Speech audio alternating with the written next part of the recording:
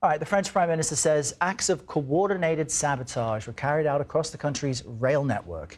Cable customers connected to the railway were doused with fuel and set on fire in 3 locations. As you might imagine, this is causing widespread disruptions just hours before the opening ceremony of the Olympic Games. Authorities have not yet revealed who might be responsible. Now, the opening ceremony is set to begin this afternoon along the Seine. Jamie Yuccas is in Paris, where security, as you might imagine, has been quite tight. Jamie, good morning. Good morning. The attack could impact around 800,000 people over the weekend. Luckily for fans, the disruption is mostly to Parisians trying to leave the city and not those attending the opening ceremony. A moment here everyone will be watching, including 45,000 police officers. Paris police are prepared, they say, for millions of people to visit for the Olympics. Security measures have been rolled out, with tens of thousands of police officers deployed in the heart of the city. But France has had a series of deadly terror attacks over the last decade and remains on high alert, says security analyst Mark Hecker. Well, there are risks and threats for a big event like that in any country. But then there are specificities linked to France. And Paris will be so crowded that it could create some kind of panic and stampedes. To control those crowds, the city is currently cut in half by the River Seine, with bridges restricted ahead of the opening ceremony. It'll take place on the water, an historic first, not lost on Team USA athletes like sailor Hans Henkin. We're going to have so many really cool fans and spectators, and just the entire community is going to be out to and enjoy it, and I'm going to enjoy it as well by being amongst it. Team USA will sail down the river in style, fitted by the iconic American brand Ralph Lauren.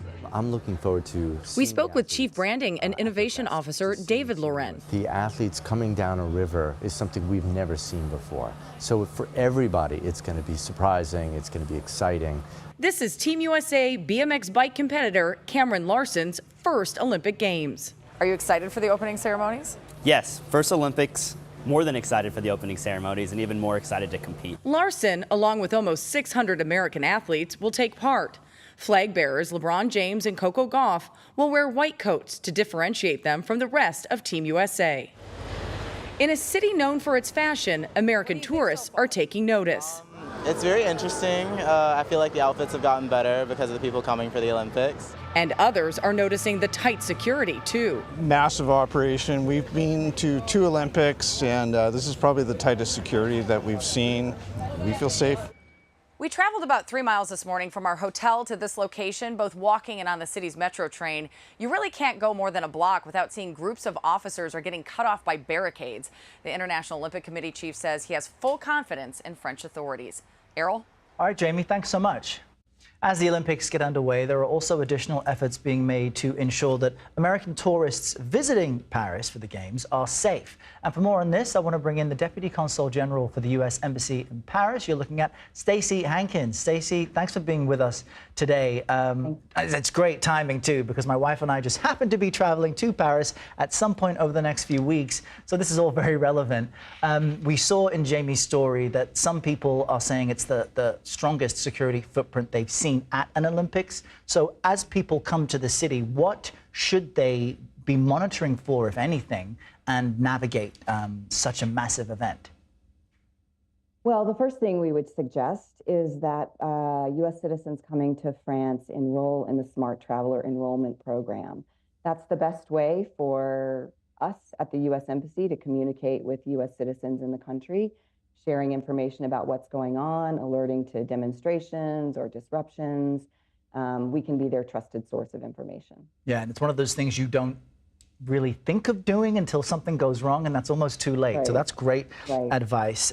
What are some of just the basic safety precautions people should keep in mind? Because, you know, it's impossible to go to such a massive event and not be in awe at the displays, at the events, at the atmosphere.